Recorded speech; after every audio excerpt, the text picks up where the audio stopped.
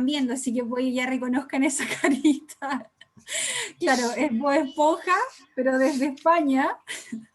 Hoy día nos acompaña un gran ser humano y un gran profesional tendiente a cuidar a la infancia. Él se llama Carlos González Rodríguez y es pediatra.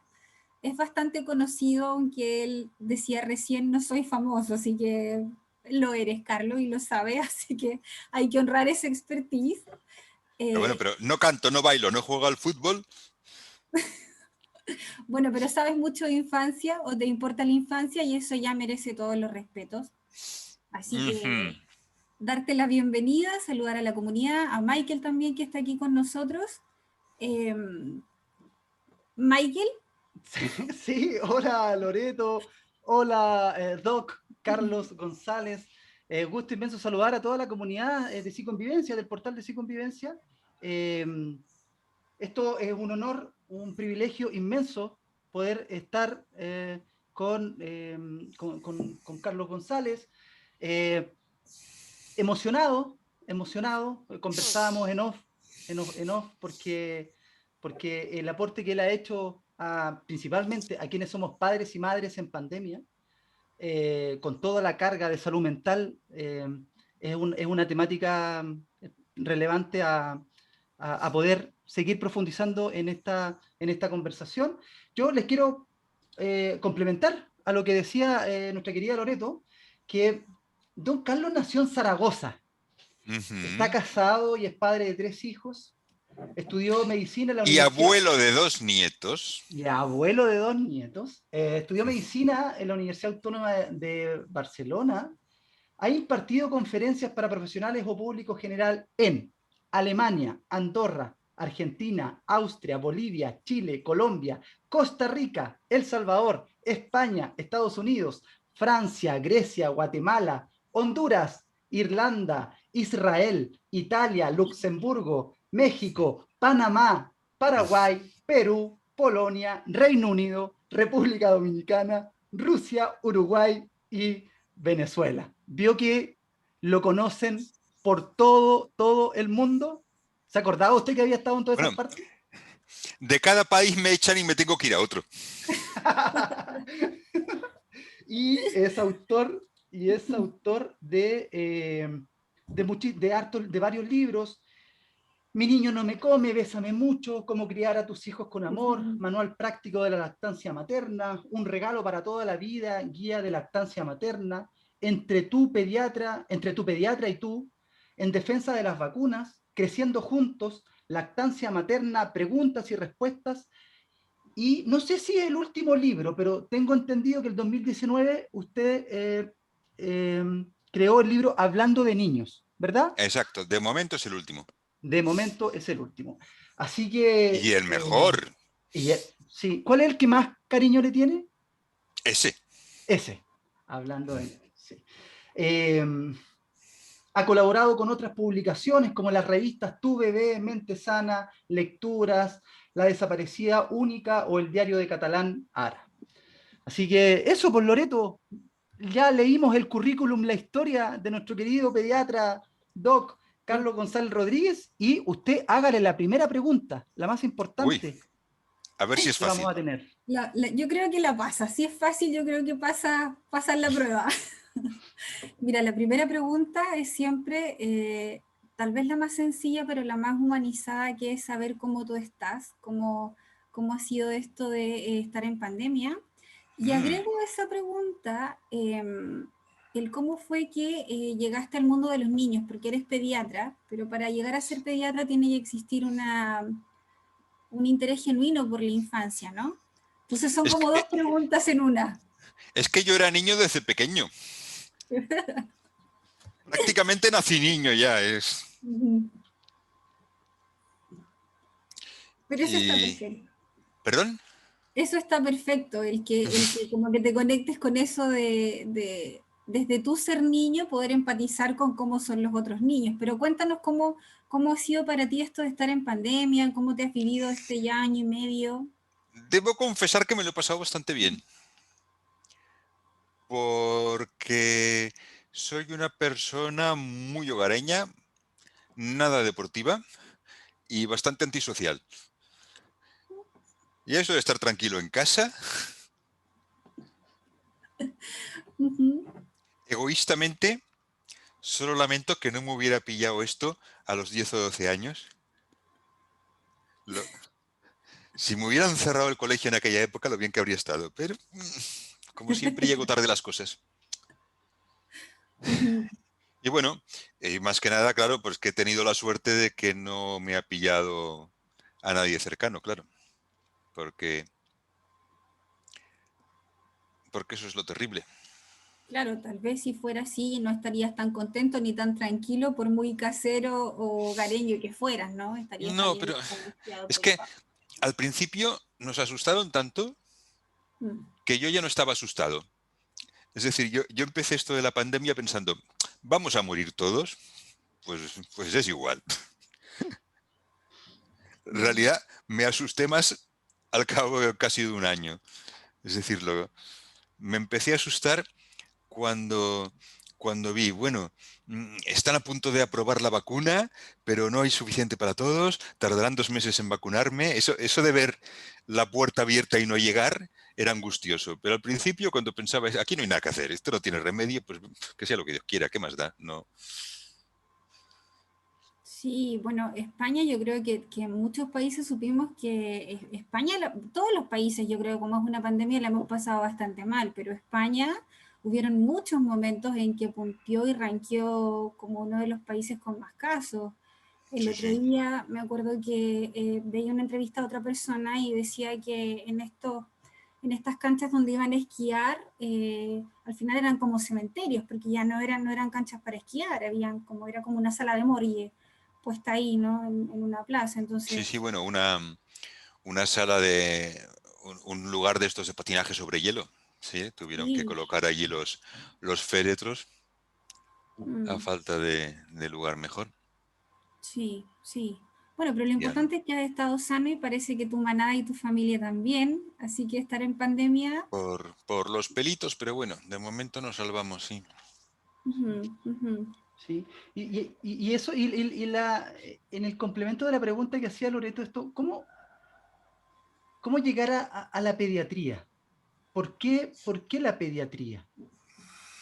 Ya nos dijo que era porque había Bueno, sido niño desde siempre, pero, pero ¿por qué querer mm, acompañar también a no los sé, padres, madres, cuidadores, cuidadoras? la, en parte casi casualidad. Y, y bueno, quizá influyó en el primer año de carrera en la Facultad de Medicina, el último año en que no hubo números clausus en las facultades de medicina española. Es decir, empezamos el curso 1200 y acabamos 200, porque la gente se iba de puro aburrimiento.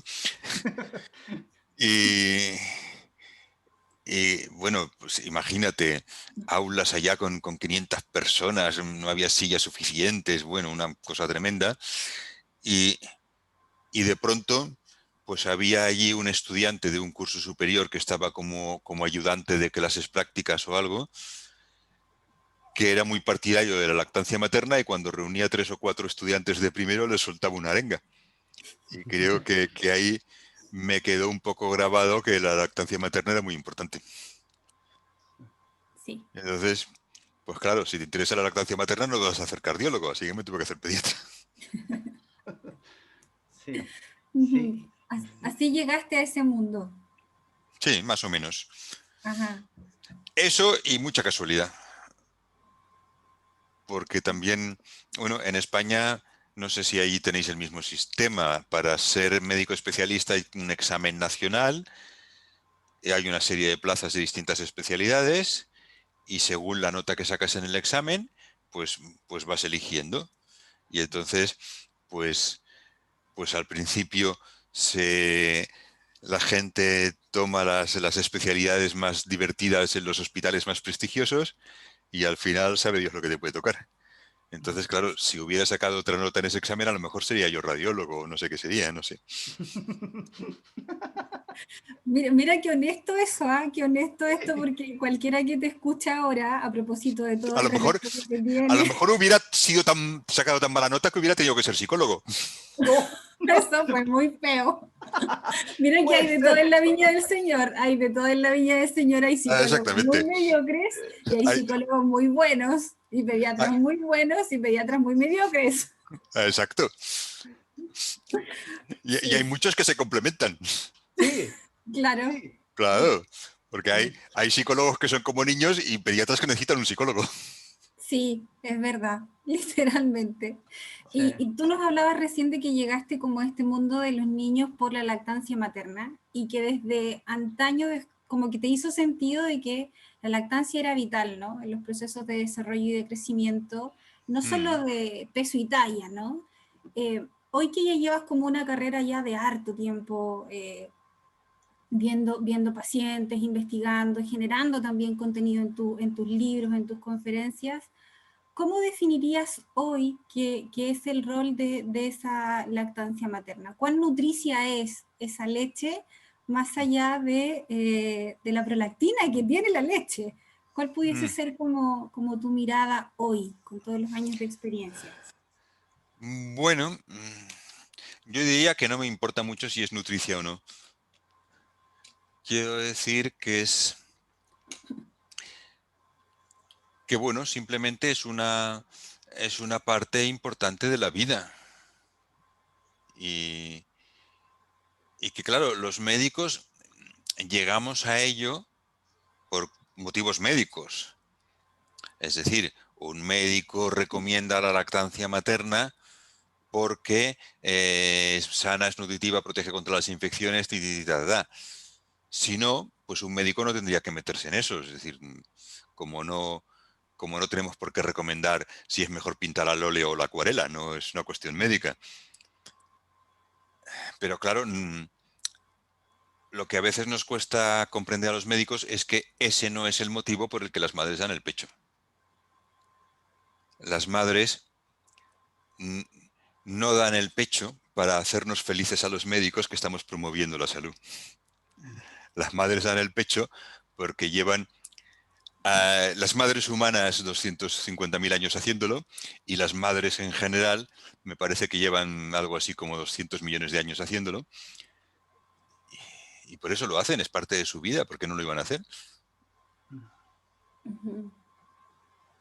Como que tú tiendes a verlo como una conducta que evolutivamente se ha ido instaurando y que más allá de alimentar a la cría, eh, viene dada en verdad, casi como un programa genético que se Sí, despliega nomás.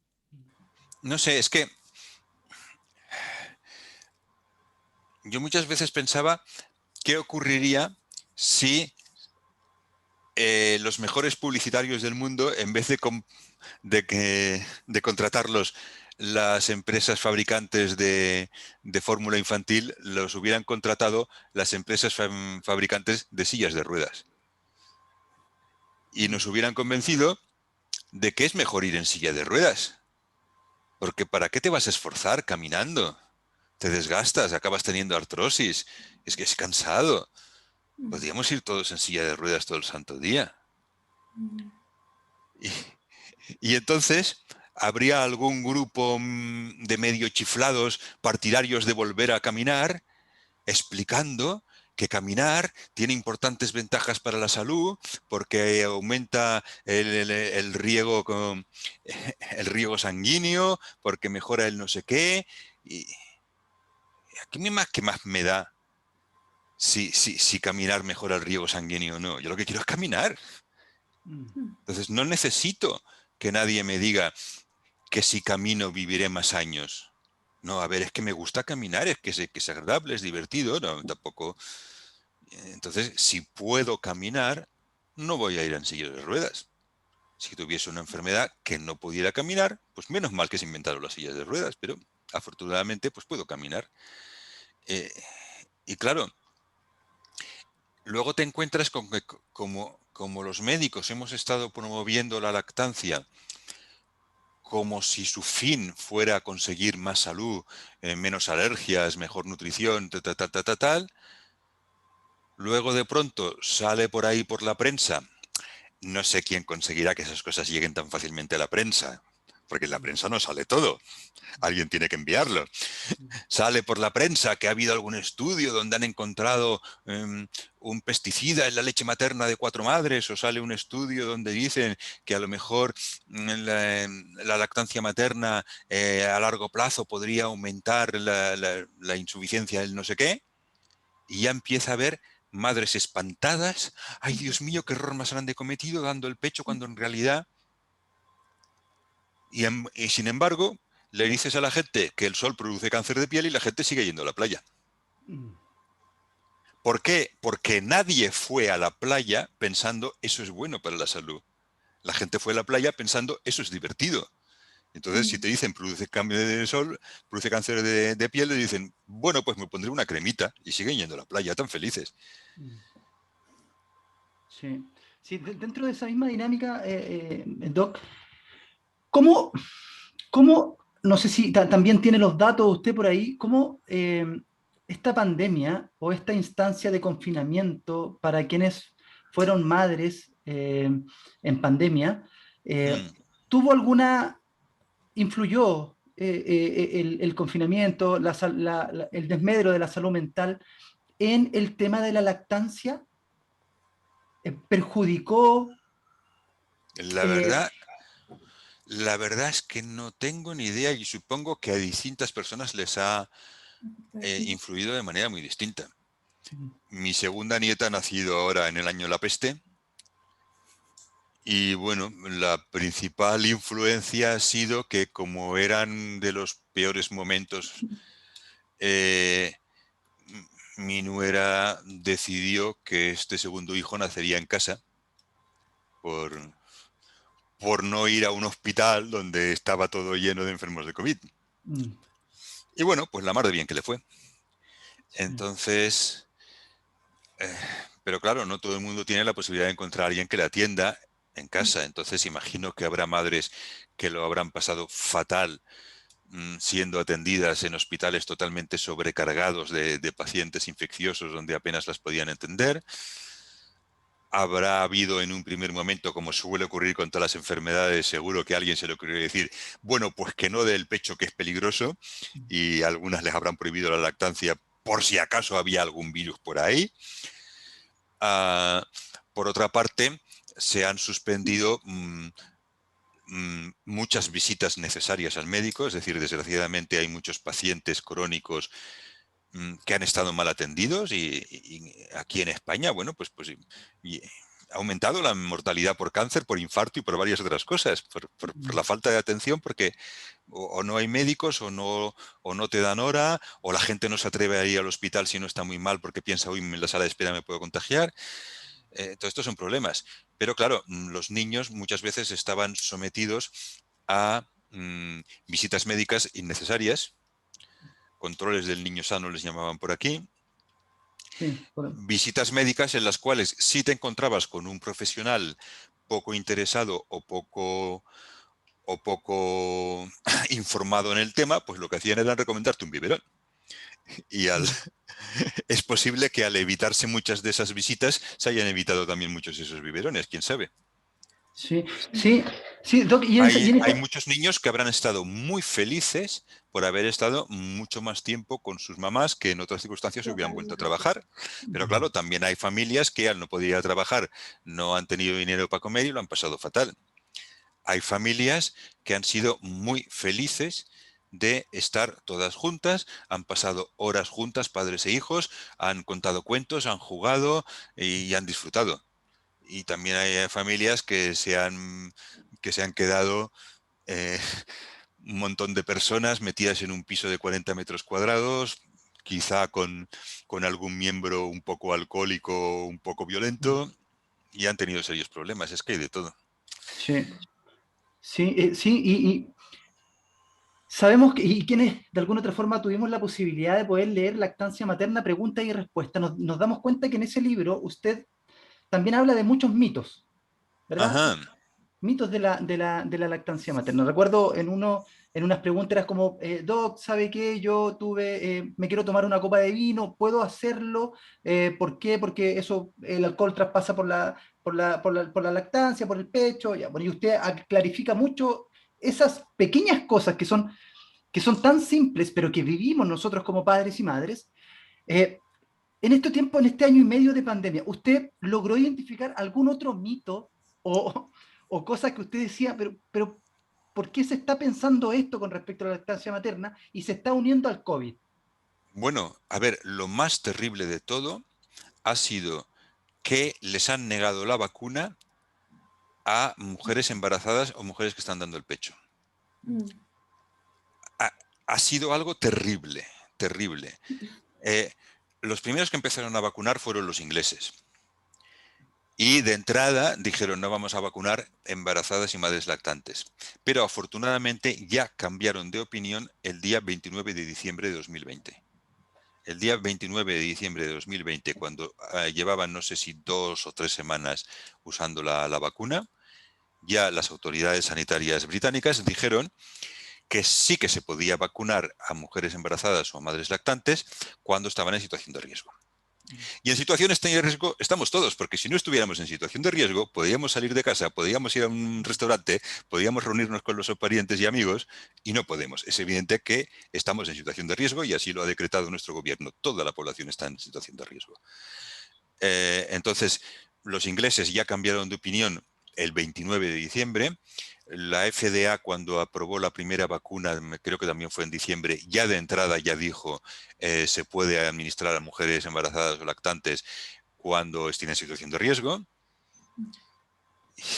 Pero aquí también lo decía el Ministerio, lo dice la ficha técnica que ha hecho la Agencia Europea del Medicamento, pero luego en la práctica te sigues encontrando al principio doctoras y enfermeras, más adelante pues maestras y otros grupos de personas que se han ido vacunando, a las que se ha negado la vacuna porque estás embarazada o porque estás dando el pecho. Y me parece una auténtica salvajada, porque invocaban un supuesto principio de precaución, pero el principio de precaución no es me inventaré un peligro paranoico y dejaré a la gente expuesta al verdadero peligro que es el virus. ¿Qué se pensaban que iba a pasar por vacunar a una madre lactante? ¿Que al niño le saldrían cuernos o qué? Es que No habían datos como para... Bueno, ¿y qué?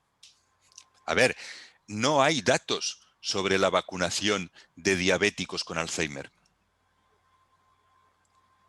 Entre otras cosas, no creo que hayan podido hacer el estudio con pacientes con Alzheimer porque no han podido firmar para ser voluntarios. Sí. No hay datos sobre la vacunación de personas en diálisis renal. Pero, bueno, pues precisamente si son prioritarios, pues de los primeros que hemos vacunado, los diabéticos, los que tienen Alzheimer y los que están en diálisis renal, claro que hay que vacunarlos. Es que no hay datos, bueno, pero tenemos datos del otro. Sabemos que han muerto más de 3 millones de personas. Entonces, a ver, ahora en España estamos teniendo grandes dificultades con la vacuna de AstraZeneca, ya sabéis, lo de los trombos y tal. Bueno, el gobierno ha hecho cosas tan extrañas. Primero dijeron que era solo para menores de 55 años. Luego dijeron que se podía poner hasta los 60. Luego la prohibieron para los menores de 60. Bueno. Una cosa terrible. Aparentemente la vacuna de AstraZeneca puede provocar la muerte por trombos de una persona por cada 1.000.000 de vacunados. Aparentemente no está confirmado, bueno, digo 1.000.000 para redondear, porque en algún sitio he leído que era 1,6 millones, pero bueno, 1 por 1.000.000. Si en España se vacunasen todas las personas con esa vacuna, incluyendo los niños, pues teóricamente podrían morir 47 personas. Llevamos casi 100.000 muertos por el virus. Y, curiosamente, en el año 2020, en España solo murieron 800 y poco personas en accidentes de carretera, cuando lo habitual cada año era más de 1.000. Es decir, se han salvado 200 vidas gracias al confinamiento. Si se vacunase toda la población española con AstraZeneca, se acabaría el confinamiento, iríamos todos en coches como siempre. Morirían 40 personas por los trombos y 200 por accidente de automóvil. Es decir, el mayor peligro de la vacuna es el accidente de automóvil y nadie lo está diciendo. Es una vacuna que provoca accidentes de automóvil, porque la gente se va a volver a subir al coche en cuanto esté vacunada. Entonces, no sé, es que a veces nos preocupamos. La gente en general parece tener muy poca capacidad para valorar los riesgos, ¿no? No sé, y lo veo en muchos aspectos. No sé, por ejemplo, lo de la muerte súbita del lactante. Por supuesto, los pediatras recomendamos que a los niños se les ponga a dormir boca arriba. En España no tenemos buenas estadísticas. Bueno, ahora sí, pero antes no había tan buenas estadísticas. Aparentemente, hace 40 años, cuando se decía que los niños durmieran boca abajo, morían, quizá, no se sabe seguro, unos 300, 400 niños al año por muerte súbita. Ahora solo mueren menos de 90. El principal motivo es porque hemos pasado a recomendar que los niños duerman boca arriba. Bueno, eso es suficiente motivo para que los pediatras recomendemos poner a los niños a dormir boca arriba. Es decir, salvar 200 vidas al año. Pero eso significa que sigue habiendo 499.800 niños que no se morirían aunque durmieran boca abajo. Y sin embargo, me encuentro madres preocupadísimas porque un día por error puse al niño boca abajo hace 3 semanas y no sé si le habrá quedado alguna secuela. A ver, ¿se murió? No, pues ya está, no se murió. Que es lo normal. Que yo puse a mi primer hijo boca abajo porque era lo que se recomendaba entonces, porque lo hacíamos todos. Pero es eso, entonces la gente, solo porque oye decir que hay un riesgo, se imagina que es que te vas a morir mañana. Y no, una cosa es el riesgo para una población, que bueno, si das un consejo a todo el mundo, pues se evitan algunas complicaciones, y otra cosa es el riesgo individual para una persona. Lo normal es que no te pase nada. ¿Sabes qué? Yo mientras te escucho y agradezco también como la manera didáctica de poner como estos ejemplos en distintos escenarios para un poco cuestionarnos o reflexionar sobre qué entendemos por riesgo y la necesidad de conocimiento, como que, o de estar reflexionando, meta-reflexionando sobre algunos datos y no darlos como por sentados y caer en estas como paranoias, o a propósito de lo que estamos hablando, ¿no? De todos nos vamos a morir, si en el fondo todo el tiempo nos estamos muriendo de otras cosas, ¿viste? A las cuales no les prestamos atención siquiera. La Pero obesidad, luego, por ejemplo.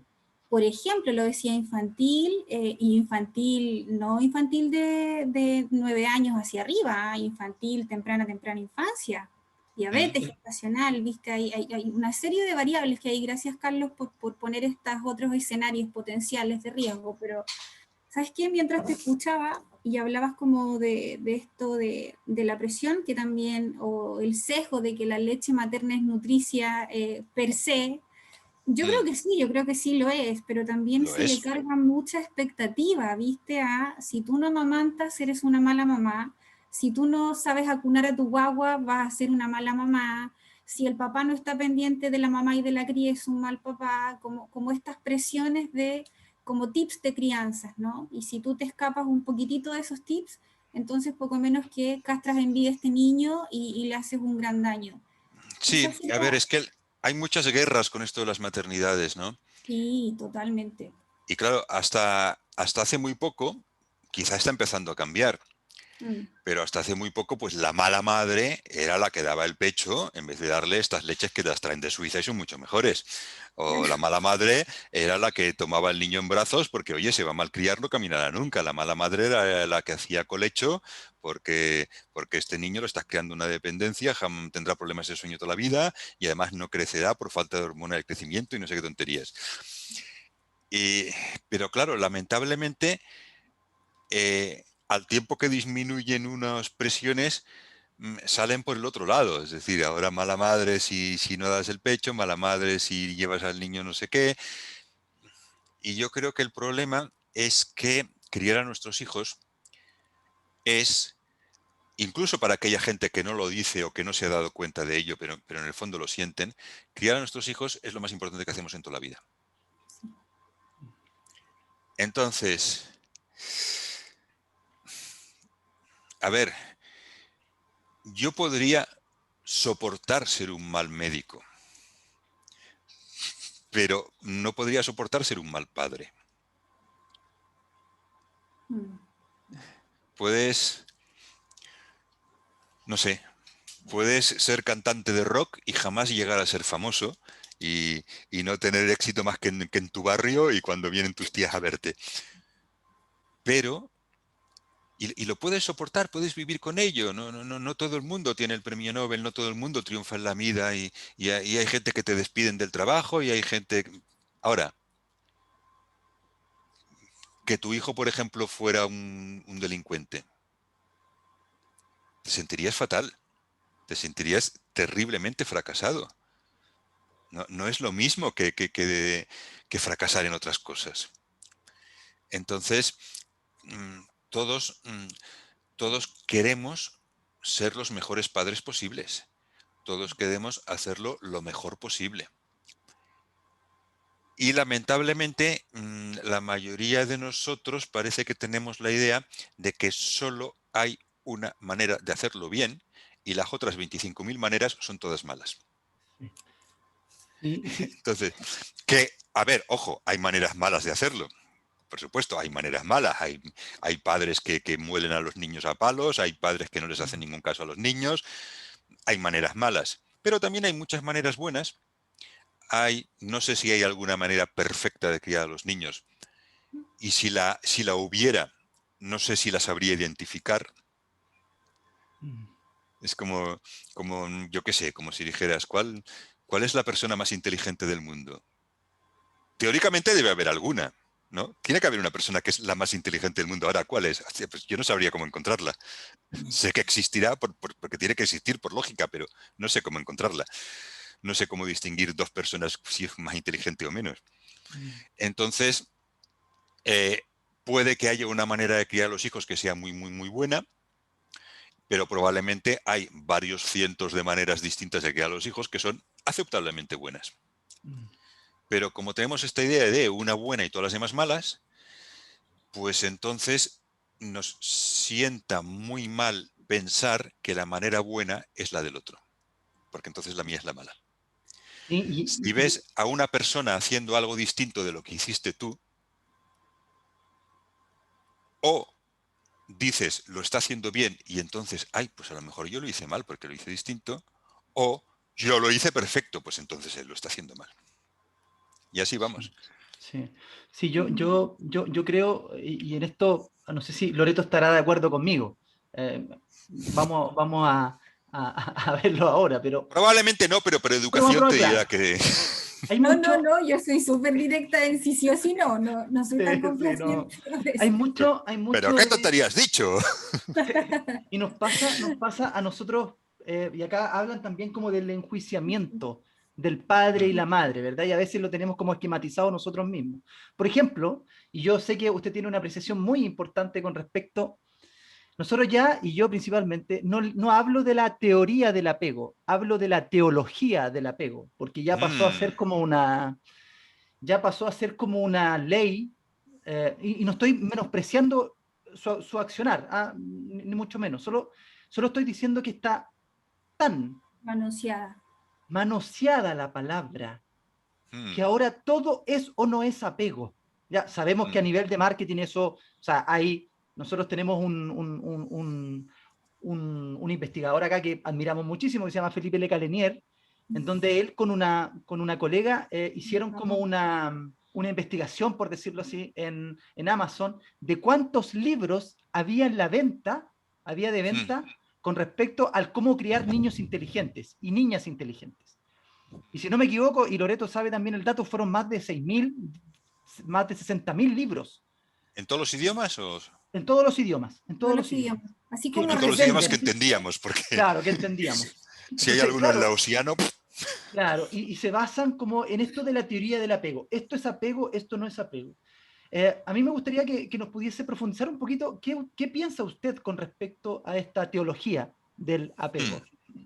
Bueno, pues precisamente fue este doctor Le Cannelier el que recuerdo que en una conferencia que le escuché me lo explicó muy claro. El apego no es tener al niño pegado todo el día. Tal cual. Y bueno, en Estados Unidos han inventado una cosa que se llama attachment parenting, que en España se traduce a veces como crianza con apego. Y yo me dedico a dar, yo me dedico a dar en general conferencias, creo que ya me habéis visto por ahí, y uno de los temas que doy con cierta frecuencia es lactancia y apego. Y sospecho que la gente se queda un poco decepcionada, porque la conferencia es para explicarles durante una hora que la lactancia y el apego no tienen prácticamente nada que ver. y que el nombre crianza con apego está mal escogido, porque todos los niños tienen apego, eso es lo que dice precisamente la teoría del apego. A veces es seguro, a veces es inseguro, pero es apego. Y decir crianza con apego es como decir crianza con alimentación. Hombre, es que si no lo alimentas se te muere. Pues todas las crianzas son con alimentación y todas las crianzas son con apego. Y tengo que explicar que no hay relación entre dar el pecho o no darlo y tener un apego seguro o inseguro. Todos tienen apego. Pero, claro, dentro del tener apego, ¿qué es mejor, seguro o inseguro? Y yo digo, hombre, a ver, si vas a la tienda de automóviles y te dicen tenemos un modelo seguro y otro inseguro, a ver cuál eliges. Pero es que yo creo que aquí ya Volvi ya lo tenía claro. A ver, podía haber llamado apego tipo A y apego tipo B y estaríamos pensando, ay, ¿cuál era el mejor? Pero no, va y dice seguro y inseguro. Pues a ver. Pero cualquier automóvil que vendan en una tienda de automóviles en un país bien organizado cumple los requisitos que dice el ministerio correspondiente sobre seguridad de los automóviles. Es decir, puede que haya uno más seguro, pero el otro puede circular, no es un automóvil suicida. Pues lo mismo pasa con el apego. Mejor seguro, hombre, sí, mejor seguro, pero el apego inseguro, que tiene más o menos el 30% de la población y por lo tanto uno de los presentes igual lo tiene, es compatible con la vida, con la salud, con la felicidad, con ganar mucho dinero y... ¿Sabes qué? Mira, qué bueno que lo explicitaste, esto de que, sí, claro, porque la idea de la teoría del apego, y creo que Le Callelier lo ha dicho mucho, y muchos otros que han destinado mucho, han invertido mucho de sus vidas y de sus tiempos en poder sistematizar esto, en ningún momento el mensaje ha sido catalogar o estigmatizar o definir la experiencia de un niño en desarrollo, de un adulto, desde esa categoría de apego, ¿no? Es solo como, se usa más bien con fines investigativos que con esto de decir, tú naciste con un apego seguro y asegurarlo así de por vida y que eso sea la garantía del bienestar y la felicidad y el éxito, porque no es así. Y lo que dijiste, esto último de, oye, el inseguro no es necesariamente como un poco el patológico, a ver, ¿cómo ponerlo? El estilo de No, apego más ni desorganizado. necesariamente, sencillamente no lo es, no es Es que patológico. claramente no, porque es una forma de organización también. Claro. Ese cuerpo, ese ser, aprende a organizar su experiencia desde el quiebre, desde el dolor, desde el caos. Y fíjate que sobrevive, convengamos que tiene mucho costo organísmico, mucho costo también en términos de cómo habita la vida y cómo se relaciona con los otros, pero se organiza como un ser complejo incluso desde el dolor o desde lo inseguro desorganizado. Y qué bueno que lo explicitaste, Sí. ¿no? Como Bueno, para... probablemente el apego desorganizado, ese ya sí que probablemente es patológico, ¿no? Sí, Vosotros sabréis sí, más de eso que yo. Pero es bueno, que es raro y no es debido a que no te tomaron en brazos. Hay que hacer cosas más gordas que exacto, eso o para que tener no un te apego dieron desorganizado. papa. Exacto, Claro. ¿viste? Sí, sí, yo creo que es bueno hacer ese alcance desde la complejidad de la experiencia, ¿no? Ah, Que no podemos como limitarlo a siempre va a ser lo bueno, Z siempre va a ser lo malo y te va a llevar inevitablemente al nihilismo existencial. No, no siempre es sí. tan rígida o Y tan... aparte que estamos, Loreto y Doc, estamos tan acostumbrados a que todo es como una lista de checklist, ¿verdad? Entonces, por ejemplo, el otro día me preguntaba una apoderada, una mamá, y me decía, ¿sabe qué? Yo sé que estuve leyendo en un libro que no es bueno exponer a los niños a las pantallas antes de los 2 años. ¿Ok? ¿Por qué? Ajá. Porque se genera su proceso de estrés. Sí, sí, completamente válido. ¿Y cómo lo está haciendo en la pandemia? Le dije. Porque eso es una sugerencia que está dada en tiempos, entre comillas, normales. Ahora los padres, madres, tenemos que hacer lo que estamos haciendo acá. Tenemos que trabajar, tenemos que estar pendientes de acá. Los niños no pueden salir, tenemos que estar todos encerrados. Entonces, Mm, es tan todo así como esto se hace, esto no se hace. Si haces esto, esto está mal, está bien. Y como bien usted lo dice, es todo un complemento. Todos los mm. extremos son nocivos, todos los extremos son malos. Todo el estrés, hay estrés bueno, estrés malo, estrés tóxico. No todos los extremos. Es decir, querer mucho a tus hijos no es malo. Ah, claro, claro, Ah, claro, Sí, pero claro, de pronto claro. sobreprotegerlos respetarles Pero mucho no es malo. Tomarlos sobreprotegerlos, mucho en brazos, no, claro, a ver, es que claro, tampoco lo de todos los extremos, a ver, hay extremos y extremos. sí, ujú, sí. ujú. Pero por eso estamos tan Sí, no, por ejemplo, esto acostumbrados a de las que... pantallas. Es la Academia Americana de Pediatría la que dice desde hace años que no es poner a niños menores de 2 años a pantallas. Y claro, a ver, hay que entender, claro, no es lo mismo. Está la tele encendida y el niño pasó por delante, ¡ay, que lo he visto! Que poner Claro, al niño ahí de las 3 horas a ver la tele, no es lo sí. mismo. Pero Y solo, en sin... sus últimas, en su última actualización, antes incluso de la pandemia, la Academia Americana de Pediatría ya había dicho que había una excepción a eso de no ver pantallas, que es cuando, por ejemplo, la única manera de ver a tu abuelita o a tu papá que está de viaje es por el Zoom. Entonces sí que es bueno ver pantallas.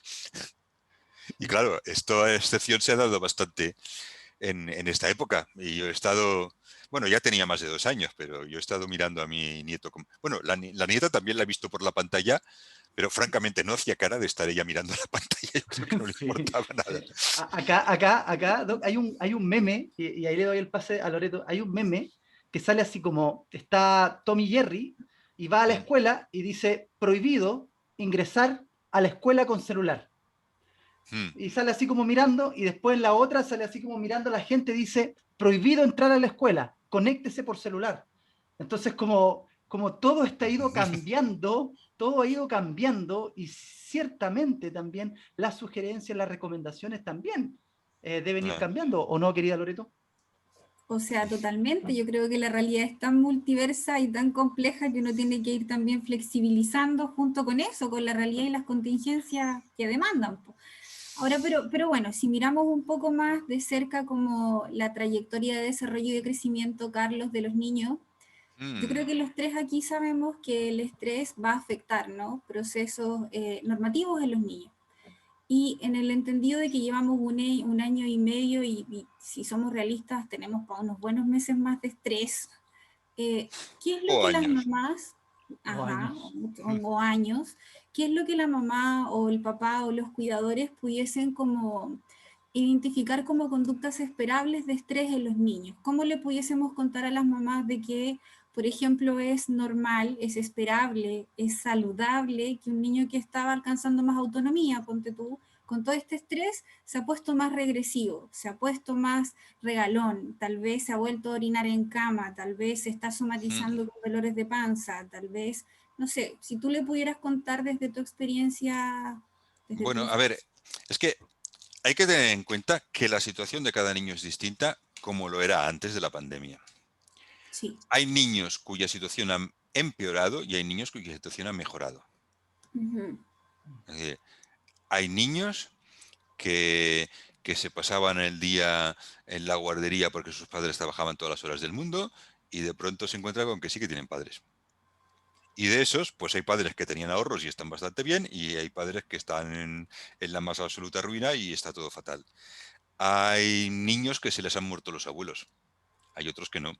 Hay niños que hasta los padres se les han muerto, hay otros que no. Hay niños que se han quedado atrapados 7 personas en una casa de 40 metros y hay niños que se han quedado en una casa con jardín y piscina. Entonces, la situación es muy variada. El, Ujú. el confinamiento a un bebé no le preocupa para nada. Para nada, ¿qué le importa a un bebé si está en casa o está fuera? Pero claro, para un niño de 7 años el no poder salir a la calle, correr y saltar, pues es muy molesto. No es lo mismo tener hermanos que no tenerlos. El que se ha quedado solo se ha quedado muy solo. los que eran 2 o 3, pues se los han pasado bastante mejor. La situación es muy variable.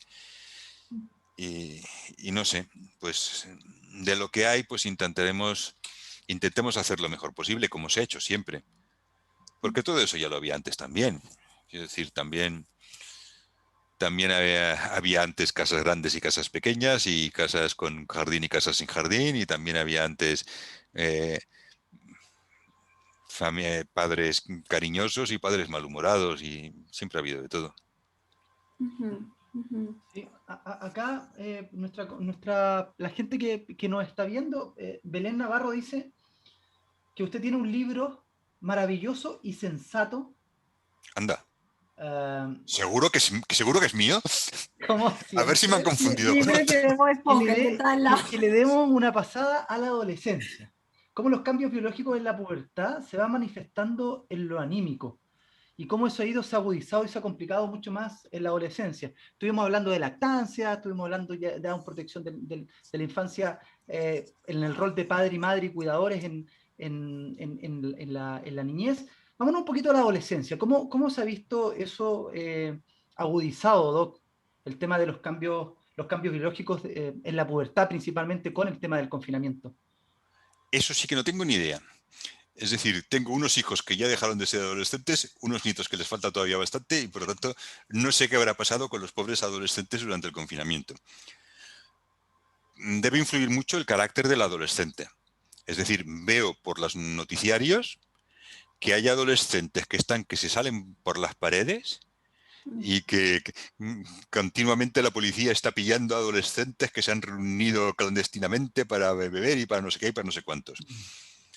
Yo, que cuando era adolescente jamás me fui a beber con nadie, porque como decía al principio, soy bastante antisocial, me quedo asombrado y digo, pero esta gente, a ver, están tranquilos en su casa. Y más hoy en día, que están jugando a la consola y todo eso, que ¿qué más puede pedir un adolescente? En mis tiempos o leías libros o no hacías nada, pero ahora mira que tienen cosas. Entonces, ¿cómo se les ocurre salir por ahí con otros? No sé. Bueno, pues se ve que para algunos adolescentes eso es muy importante, y si no se ponen muy nerviosos. Pero supongo que también habrá adolescentes como yo que están la mar de tranquilos, e incluso debía haber adolescentes que estaban sufriendo bullying en el instituto y que están muy reposados de estar en casa por fin, a salvo. Habrá de todo. Entonces, en general, yo pienso que en torno a la adolescencia se ha creado un miedo injustificado. Es una cosa curiosa porque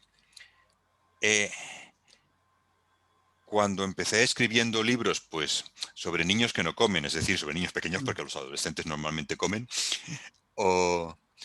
o sobre lactancia y tal, pues claro, yo me encontraba con muchas madres de niños pequeños. Y típicamente me decían, tienes que hacer también un libro sobre la ciencia, tienes que hacer un libro sobre la adolescencia, porque nuestros hijos van a crecer y tenemos miedo, no sé qué va a pasar en la adolescencia. Pero creo que prácticamente nunca me he encontrado madres de adolescentes preocupadas.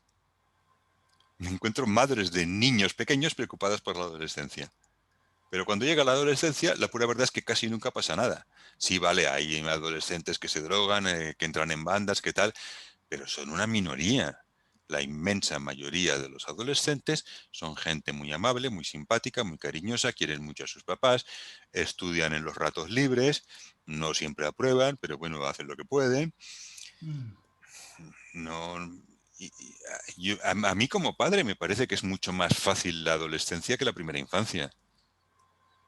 Porque los bebés no hablan, no sabes nunca qué les pasa, se cagan encima, te vomitan cuando te los pones al hombro, y no sabes por qué lloran y qué les está ocurriendo. Pero la adolescencia hablan, puedes hablar con ellos, puedes escucharles, y la tienes reciente. Tú no te acuerdas de cuando tenías 2 años, pero te acuerdas de cuando tenías 13 años, te tienes que acordar, no es tan difícil. Seguro que cuando tenías 13 años ni quemaste tu casa, ni mataste a nadie, ni... No pasa nada, somos buena gente. Yo creo que sí, que son muy buena gente y que existe mucho estigma en ellos, ¿no? Como, y ni siquiera en la adolescencia, en la prepubertad, la edad del pavo, anda tontorrona, anda tontorrona, anda como imaginando cosas, ¿no? Como esta cosa peyorativa que tenemos. de un sistema que está en pleno desarrollo también, que se está cuestionando, que son muy reflexivos muchos. Convengamos también de que hay adolescentes que van a recordar cómo está siendo ser adolescentes, y ya cuando son grandes también pueden recordar eso, pero también hay adolescentes que son muy difíciles de tratar, no porque sean malos, sino que porque tuvieron una temprana infancia muy solos también. Entonces es, bueno, ¿cómo quieres que te cuente si nunca me has preguntado nada? O las veces que yo siendo chiquitito te quise contar, tú no estuviste. Entonces, Ya. ¿cómo me vienes a decir ahora que me porte bien, que no sea más irascible, que sea como más empático, si no me enseñaste o no tengo la experiencia en la relación vincular contigo? Pero yo coincido también contigo, Carlos, en que es una edad preciosa. Es súper compleja, sí, psicobiológicamente hablando, porque uno está en pleno proceso de mutación y transformación y procesos más complejos, pero es una etapa muy linda porque uno también, por lo general, psicobiológicamente está dado a explorar, expandirse, a Ya. relacionarse con los otros, a descubrirse también.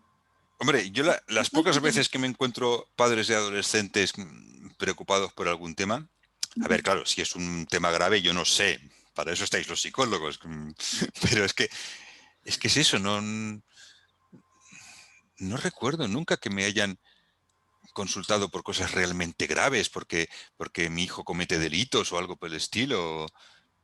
No, la gente está preocupada porque el adolescente pega portazos o da malas respuestas o no sé qué, y yo les digo, mira, es un desajuste hormonal. Entonces, eso sí, es un desajuste hormonal y punto. Enfadarte con tu hijo de 15 años porque deja calcetines sucios debajo de la cama es tan absurdo como enfadarte con tu abuela de 80 años porque deja cosas sucias debajo de la cama porque tiene Alzheimer. Es igual de absurdo. Una tiene Alzheimer y la otra tiene un desajuste hormonal. La única diferencia es que tu hijo sí que va a mejorar. Y que mucha de esa mejoría tiene que ver también con tu rol de contenedor como cuidador, como papá. O sea, ¿viste cómo es tan importante de nuevo esta idea de vínculo realista, no de estar pegado, sino de que de ser una fuente disponible para el otro? O sea, Claro. no puedo pretender que mi hijo, no sé, tomo tu ejemplo, guarde sus calcetines o no los ande tirando por ahí, si es que yo hago lo mismo o cada vez que lo hace yo lo reto y lo estreso más, ¿te fijas? Sí, sí, sí, no, ese es el problema. Hay mucha gente parece convencida de que hay que dedicarse a, a- a domesticar niños y desde el primer momento. Bueno, de hecho, hay un libro así titulado en inglés de Domesticar niños. No lo conozco, ¿de quién es? Qué Eh, horrible el título, es horrible. Sí, bueno, en inglés se llama Taming Toddlers. Creo que recordar que es el título. Ahora no recuerdo el nombre Y me del imagino que la autor. trama es tan o más nefasta que el Imagínate. título, Sí, como sí, sí, ¿no? Todos Sí, estos del sillón de pensar, la bofetada a tiempo ta. pésimo. sí, Pero, yo, a ver, yo fui a un colegio de curas en tiempos de Franco y a mí me dijeron que a los 6 años o 7, ya casi ni me acuerdo, hacías la primera comunión, el día antes hacías la primera confesión y antes de eso no había que confesarse. Los niños de menos de 6 o 7 años no se tenían que confesar. ¿Por qué no? Porque no cometían pecados. Hasta los 6 o 7 años, decían los curas hace 60 años, no tienes uso de razón. Y como no tienes uso de razón, no puedes haber cometido ningún pecado, por definición. Está el pecado original, que ya te lo quitaron con el bautismo, y ahora hasta los 6 o 7 años no tienes pecados propios. Cualquier cosa que haga un niño puede ser un error, puede ser una imprudencia, puede ser una tontería, pero no puede ser un pecado. Y ahora veo gente diciendo que hay niños que son malos porque lloran mucho, niños que son malos porque no se come la verdura, pero por favor, ¿cómo va a ser malo un niño? No tienen uso de razón.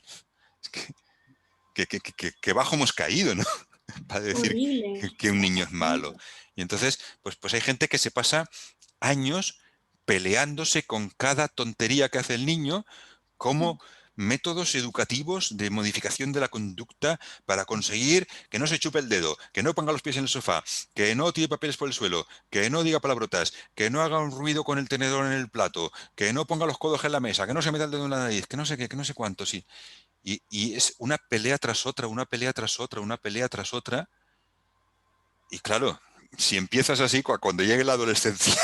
Te va a afectar. Sí, O al sí, revés, viste que sí. también existe como esta mirada muy normativa de lo que tienes que hacer, o al revés, como esto de empezar a acelerar procesos y programas que van a darse evolutivamente en este cuerpo que se está desarrollando. Sí, Sí. Acelerar las cosas, ¿no? Y Lore, por ejemplo, aquí Belén también dice, la que hacía la pregunta anterior, decía, ¿qué pasó con los límites saludables a los que estábamos acostumbrados en la pubertad y la adolescencia en pandemia?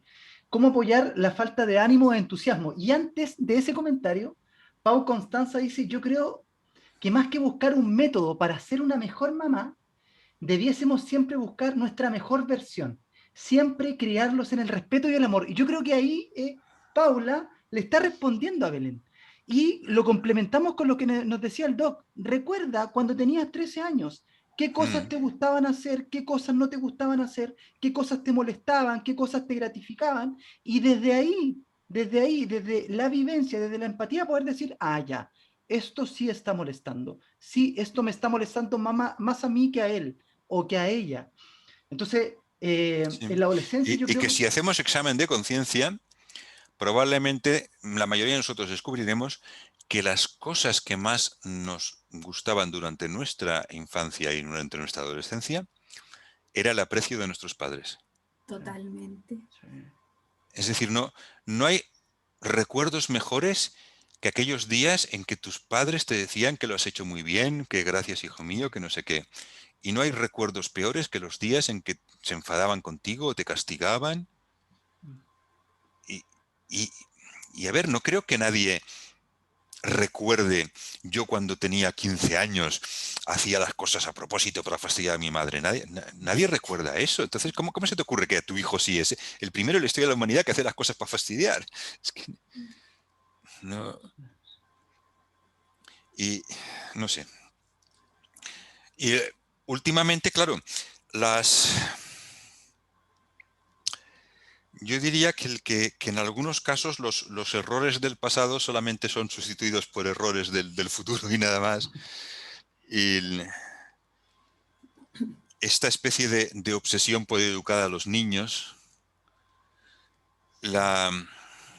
claro, hubo una época en que era bastante común darles a los niños guantazos, bofetadas y hasta vergarazos, y en que los expertos y educadores recomendaban tales cosas. Menos mal que ya no se recomienda.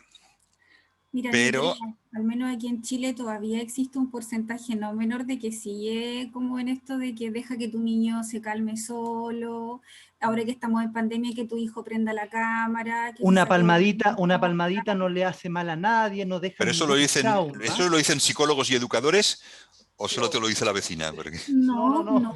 Yo tengo que decir con vergüenza ajena que hay colegas que lo dicen. Sí. Santa Hay colegas paciencia. tuyos, hay pediatras que lo Ya, dicen, ya. hay neonatólogos. Ya. Bueno, pero en fin, menos que antes. Sí. Sí, eso es Más verdad. flojito, más flojito. Ahora yo creo que Sí. hay una analogía con respecto a eso y es importante lo que usted mencionó, Doc, porque dice, yo viví esa experiencia en un colegio de curas con Franco y Mm. acá hay muchos que vivieron esa misma experiencia con Pinochet. Ah. También. Entonces yo creo que... Que también les dijeron que no cometían pecados. Claro, sí. Ah, Y dijeron varias cosas más.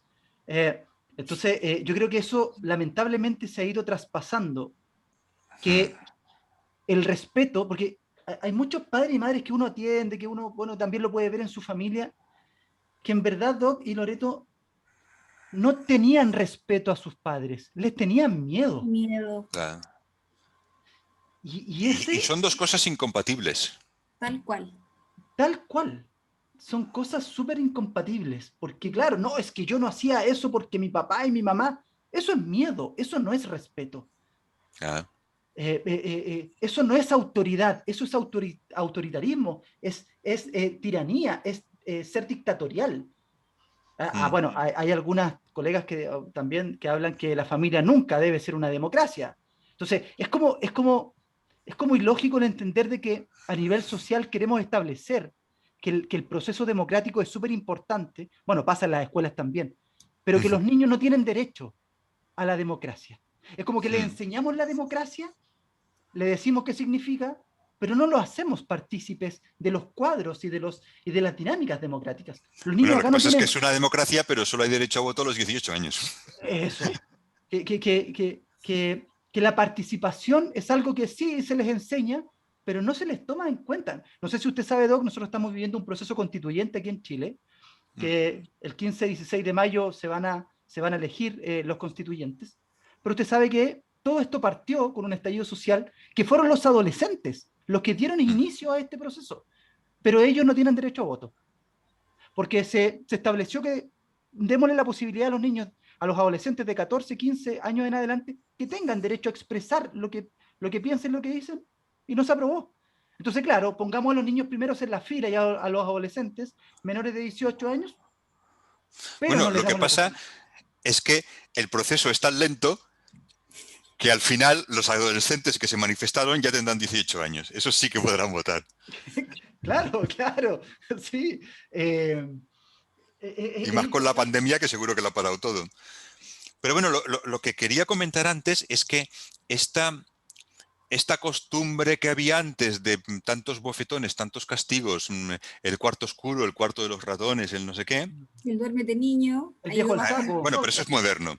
Pero ahora ha sido, en algunos casos, sustituido por una cosa que la gente no se da cuenta de la presión que representa, que es el explicarle las cosas al niño y hablarlo con él. Entonces, oye, por Dios, es horrible. Es horrible. Es decir, a ver, si un niño de 3 años se tiene que bañar, pues le dices, Pepito, a bañar. Si lo dices con amabilidad en el momento oportuno y sonriendo, venga, vamos a la bañera ahora a bañarnos, pues probablemente irá más o menos voluntario. Si no quiere, pues se insiste o se le... ¿Qué pasa? ¿Que estás haciendo una construcción con las piezas, no sé qué? Bueno, va, pues cuando acabes esto vamos a bañar.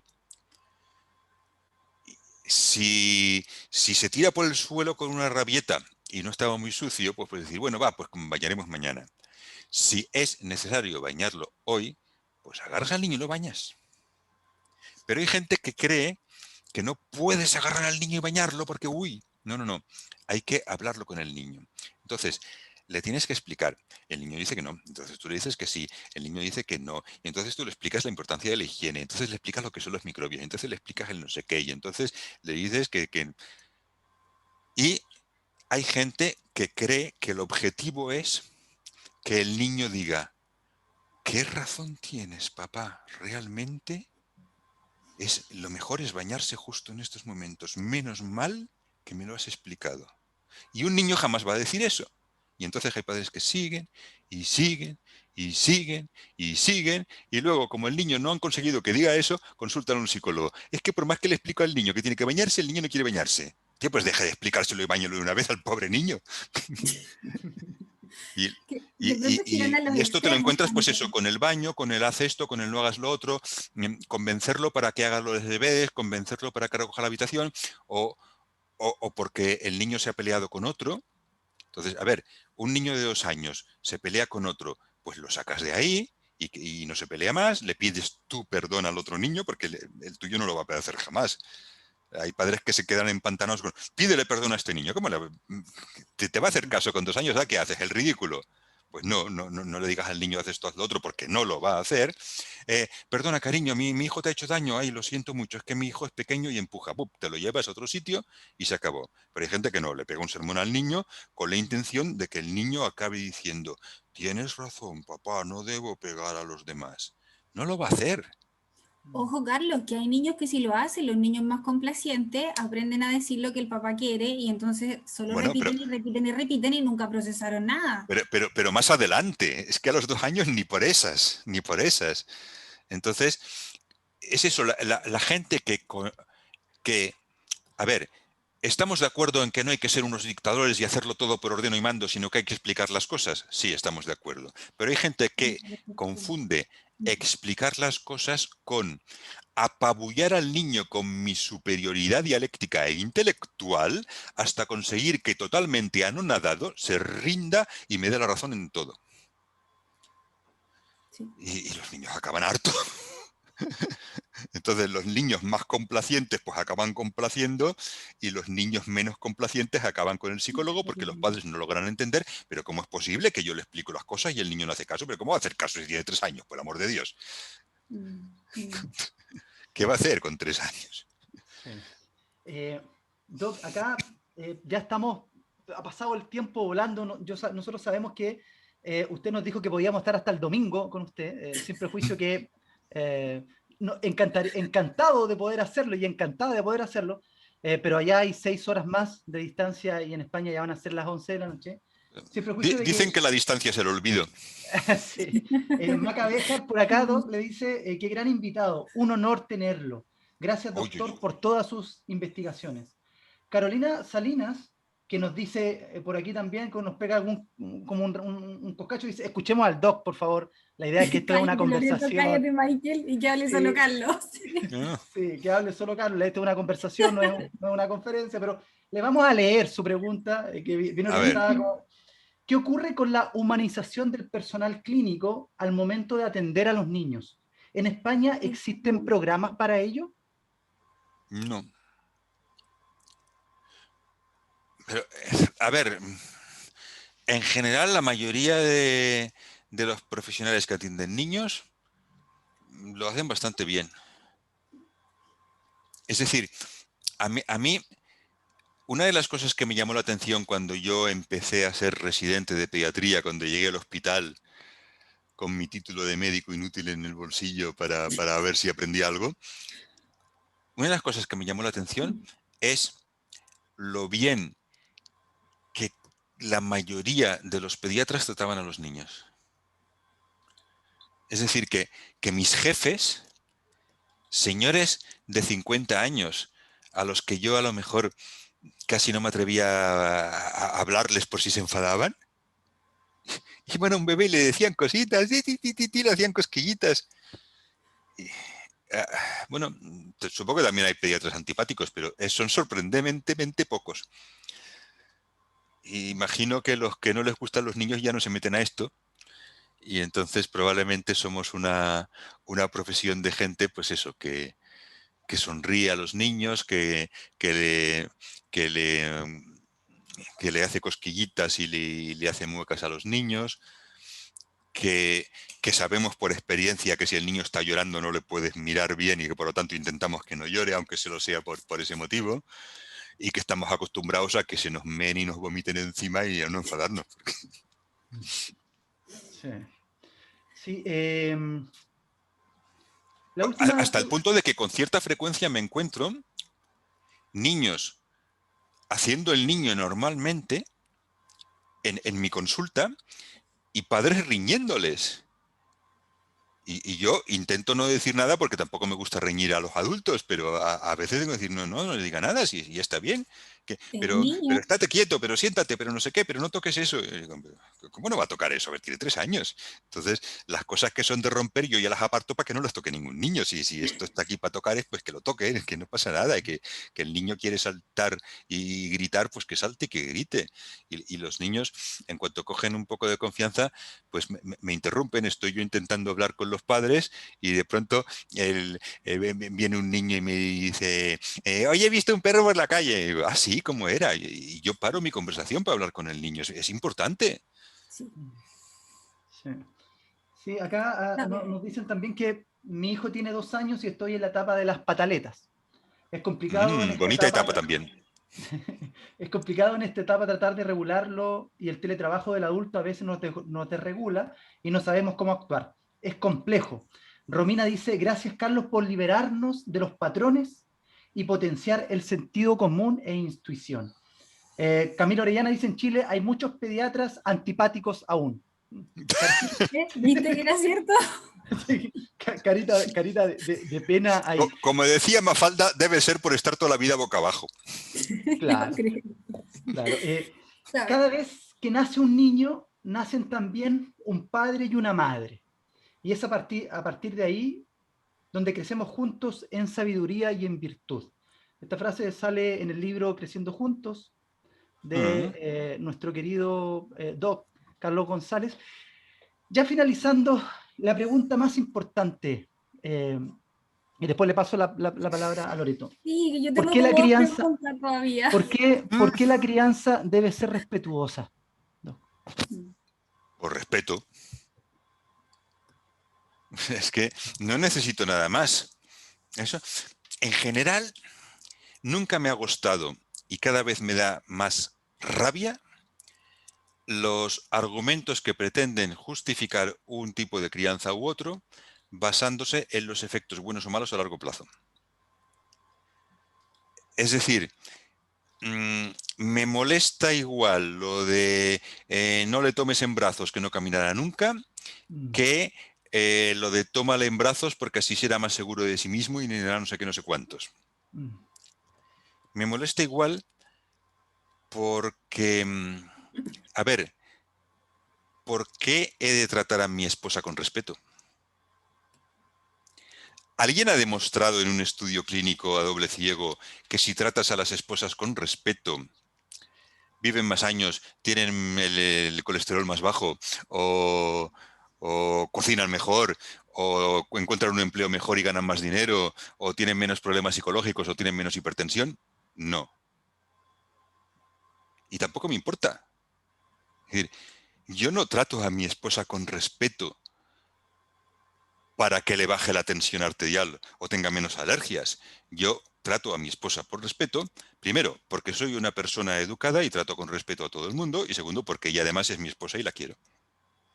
Pues lo mismo, a ver, no necesito ninguna justificación para tratar con respeto a mis hijos, ni para tomarlos en brazos, ni para contarles cuentos. Que alguien ha descubierto que si les cuentas cuentos amplían el vocabulario, pues enhorabuena, pero se los voy a contar igual. Que alguien ha descubierto que la lactancia materna protege contra las infecciones, pues qué suerte, pero no lo considero imprescindible. No exijo a mis hijos que tengan menos alergias para que agradezcan el pecho que se les dio, o que tengan más vocabulario para justificar las horas que pasé contándoles cuentos. No tienen que pagarme por lo que hice, los he criado gratis. Saldrán como saldrán y el futuro no lo conoce nadie. Por lo tanto, sabe Dios que saldrá de aquí. Espero que salga todo bien. La mayoría de los niños salen bien, porque no nos engañemos, hay muy pocos asesinos en serie.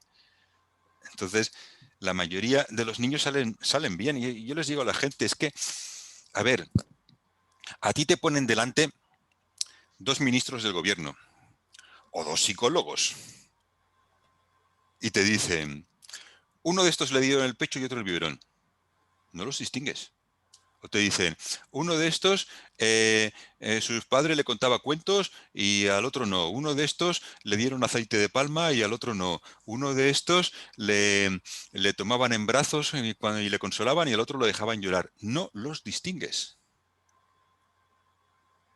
Y entonces, ¿qué he de hacer con mis hijos? Hostia, pues haz lo que quieras. Es decir, es tu hijo, son las 3 de la noche, está llorando. ¿De verdad necesitas que un experto te diga lo que tienes que hacer?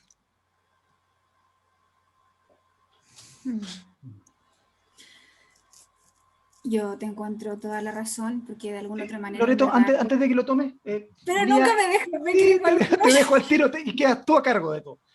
Lía RF dice, por favor, un saludo inmenso, y por eso lo voy a leer, porque mira, dice, por favor, un saludo inmenso desde Perú. De Perú, sí. ¡Wala! A nuestros hermanos peruanos y a nuestras hermanas peruanas, ella dice, por este gran pediatra. Agradecerle a él y a ustedes por este gran regalo. Muchas gracias. Pues de nada. Ahora sí.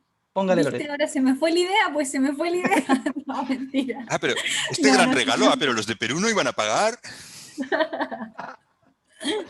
no, mira, que yo iba a agregar a lo que decía Carlos y bueno, lo que hemos hablado los tres, de que la verdad cuando tú decías, si tienes a las 3 de la mañana a tu hijo llorando, ¿en serio necesitas ir a leer el documental de crianza respetuosa, leer un paper o llamar al pediatra a las 3? en verdad, evolutivamente vamos a desplegar innatamente esto de llevar la mirada donde está tu guagua, alzarla, contenerla y cuidarla. Eso sí es verdad. Estamos como programados mamíferamente para hacer eso, ¿no? Acunarnos. Ahí la Sarah Hardy, que es una etóloga, tiene mucha investigación preciosa en que lo hacemos nomás, innatamente, como mamíferos, por ejemplo. Pero también es cierto de que muchas veces, producto de esas experiencias dolorosas, traumáticas de nuestras propias infancias, todos esos programas evolutivos para poder cuidar a las crías se ven interferidos también.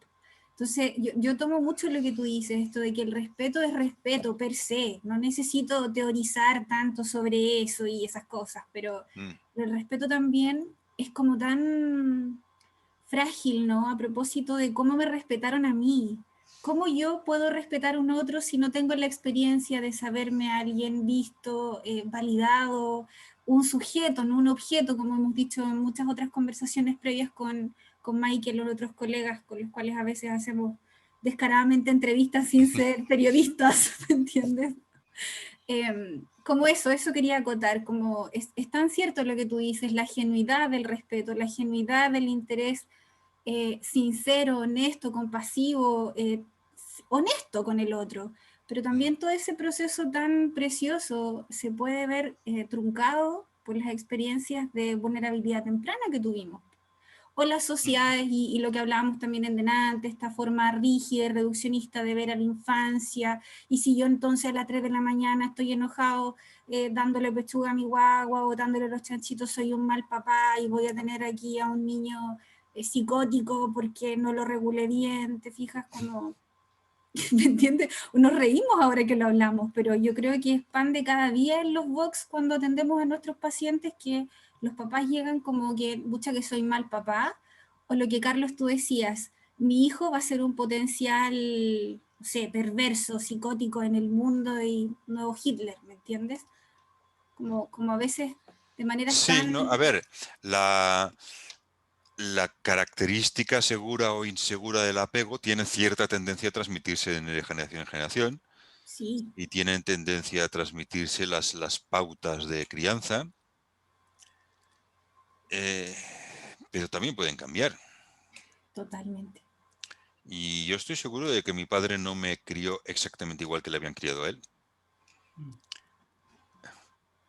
Y, yo tengo la teoría, esto se me ha ocurrido a mí, no lo he leído por ningún sitio, a lo mejor supongo que alguien muy listo lo habría descubierto antes, pero se me ha ocurrido a mí que uno de los motivos por los que las pautas de crianza, de relación con los hijos tienden a transmitirse de generación en generación, aparte del hecho de que es el ejemplo que has tenido y no has aprendido otra cosa o cosas así, uno de los motivos es que los hijos quieren a sus padres con locura. Como sean los padres, es verdad eso. Sean como sean. Es decir, aunque no te des cuenta de ello, porque es que a veces hay padres que lo dicen, es que de pronto me he encontrado haciendo justo lo que más me molestaba de mi padre. Es que de pronto me he encontrado gritando o castigando o haciendo no sé qué o obligando al niño a comer, justo lo que a mí me molestaba tanto de pequeño. Y yo pienso que incluso cuando no eres consciente de ello, queremos tanto a nuestros padres, hagan hecho lo que hayan hecho, que a veces es como si no nos atreviéramos a hacerlo distinto, porque sería como abofetearles, como pasarles por la cara, fíjate, tú lo hiciste mal y yo lo hago mejor. Y bueno, es así, nos sentimos así, pero por otra parte yo les digo a los padres, bueno, probablemente muchos albañiles estarían muy orgullosos de tener un hijo arquitecto. Y bueno, tú has de pensar que cuando haces algo distinto de como lo hicieron tus padres, no los estás menospreciando, sino que ellos se sentirían muy orgullosos de ver que tú has conseguido ir un poco más allá, mejorarlo un poco y ser muy buen padre. A mí ya me está pasando. Yo estoy viendo que mi hijo es un padre maravilloso. Sí, yo creo que ahí vamos para allá. Loreto, para finalizar ya con el doc, pucha, qué lata, yo en verdad me quedaría hasta el domingo, pero no puedo. Como decíamos al Bueno, inicio, extendamos venga, tanto hasta que acabe el tiempo. confinamiento, va, venga. No, pero no puedo por respeto a tu horario y luego yo tengo que conectarme a ver a una familia también, tengo que conectarme a seguir lo que hago y amo hacer. Pero la última pregunta a propósito del confinamiento y toda esta manera como de atender ahora, ¿no? Porque la mayoría estamos atendiendo mixtos o si no online. em, ¿Cómo ha sido para ti? Ya no tanto pensando en tus pacientes, ¿no? En tus pequeños o en las mamás o papás que te consultan. ¿Cómo ha sido para ti como llevar un poco este setting real, genuino con los niños cuando tú estabas en entrevista y te decía, oye, he visto un perro y se acerca y se pueden Ujú. mirar, ¿no? Y ocurre esa interacción tan preciosa a una interacción por una pantalla, que por Dios que es distinto. ¿Cómo ha sido para ti atender online? Sí, bueno, a ver, yo atiendo muy poco. Es Ujú. decir, en circunstancias normales, yo solo visitaba un día por semana, digamos medio día por semana, y, y como ya veis que hablo mucho, pues solía hacer solamente entre 2 y 4 pacientes. Y de hecho, igual estoy visitando ahora más gente porque como ahora la gente ha descubierto que se puede hablar con un médico por Zoom, resulta que me llama gente de sitios muy raros. Antes Sí. tenía menos. Ujú. Eh, bueno, a ver, te pierdes el contacto y todo eso, pero oye, esa comodidad de quedarse sentado en tu casa tranquilamente es que es muy goloso. Mm, mm. Imagino que debe haber por este mundo miles de médicos bueno, y de muchos otros trabajadores que tenían que meterse cada mañana en el tráfico de su ciudad y empezar a tocar el claxon entre los humos durante 3 cuartos de hora para llegar al trabajo, que va a decir, a mí no me vuelven a sacar. Y sí, yo creo que tiene ciertas ventajas, pero también yo creo que tiene, bueno, también implica un proceso de flexibilidad y de adaptarnos nomás pues, a las circunstancias, las contingencias y... Sí. No, a ver, evidentemente hay cosas que no se pueden hacer, claro. Entonces, la mayoría de la gente que viene a ver a mí es por mis libros.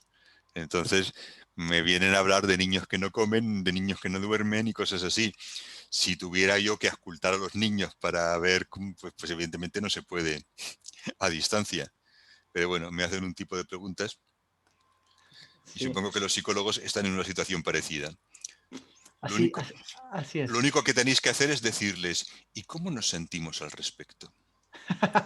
Depende. No, exacto, depende, Esa es la depende. palabra. Jimena, y ya con esto terminamos. Jimena Espinosa González dice: mis estudiantes de educación de párvulos de la Universidad Católica de la Santísima Concepción, presentes para escuchar a este gran ser humano. Así que Hola. muchas gracias también a Ah, Jimena vale, pero por son acompañarnos. los maestros de párvulos. ¿Eh? Ahora, por un momento he pensado que eran párvulos que estudiaban en la Párvulos, universidad. Y digo, pero sí que van eso sería avanzados. genial. Sí, Imagínate que estuvieran los párvulos aquí sí, con nosotros, sí. sería como el sueño del pibe, eso, que los pequeños tuvieran. Querida Además, que Loreto, no pueden ver pantallas, que son párvulos, que no claro, pueden ver pantallas. sí. Despidamos Sí. nomás, Loreto, despidamos al Doc Venga, y a toda la gente que nos acompañó. adiós, Bueno, párvulos. un abrazo gigante desde Chile a ti, Carlos, a tu Bob Esponja ahí al lado, a Michael, a la gente que se conectó. Mira, yo creo que de un tiempo a esta parte yo siempre digo que ahora con la pandemia como que se vuelve real esto de que las fronteras territoriales son solo una ilusión. Esta Exactamente. bendita red inalámbrica que nos permite conectarnos. A ti, muchas gracias porque es muy tarde allá. Así que, perdona, va a tener pesadilla hoy día con nosotros,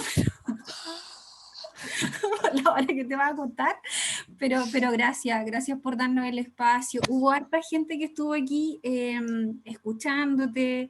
Hay una amiga y colega que yo quiero mucho, que es la Caro, que dice, cuando uno ve a los niños como un legítimo otro, todo cambia.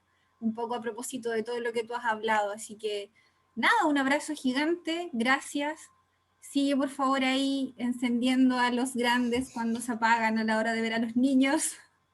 Y gracias, muchas gracias. Pues venga, gracias a ustedes, muy amables, un placer. Que y ala, que ustedes merienden bien. Le vaya muy bien, Doc. Chao, Cuídate, chao. Carlitos, que estés bien. Chao, chao. Buenas noches. Gracias, buenas noches.